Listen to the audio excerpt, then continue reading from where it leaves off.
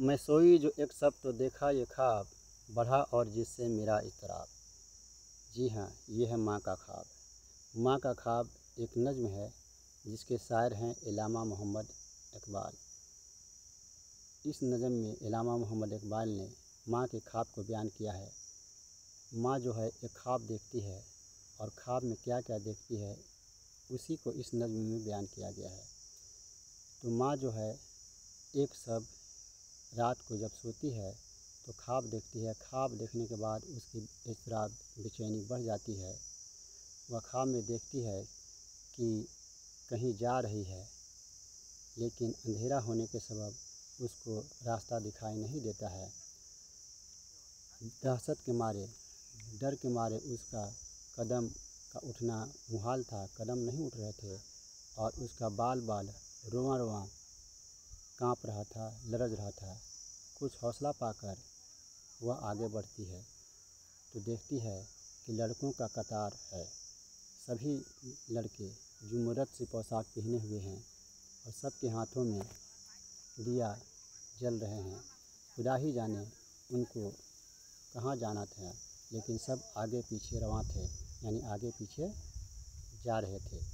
उसी जमात में उसका पेसर यानी बेटा नज़र आता है। उसके पेसर का यानी बेटे का दिया जल नहीं रहा था और वह तेज़ भी नहीं चल रहा था। दिया उसके हाथों का जलता न था, वह पीछे था और तेज़ चलता न था। तो माँ ने जब बेटे को देखा तो कहा कि जुदाई में रहती हूँ मैं बेकरार, पिरोती हूँ हरदम अश्कों के हार। यानी कहा कि तुम आखिर कहाँ चले गए थे, मैं तुम्हारी जुदाई में अश्कों के आंसुओं के हार पिरोती रहती हूँ। तुमने बहुत अच्छी वफ़ा की कि मुझे छोड़कर चले गए। आखिर तुमने यह कैसी वफ़ा निभाई कि माँ को छोड़कर चले गए। जब बेटे ने माँ को देखा, पेसर ने माँ को देखा, तो उसने अपना मुँह फेर लिया और मुँह फेर कर जवाब दिया कि समझती है तू क्या हो गया है इसे, तेरे आंसुओं ने बुझाया सा। कि ऐ माँ, तू समझती है कि मेरे हाथों का दिया क्यों नहीं जल रहा है। तो जो तुम रो रही हो, मेरी जुदाई में रो रही हो, अश्क बहा रही हो, उसी आंसुओं ने, अश्क ने इस दिए को बुझा दिया है। यानी मेरे हक़ में तुम्हारा रोना फ़ायदेमंद नहीं है।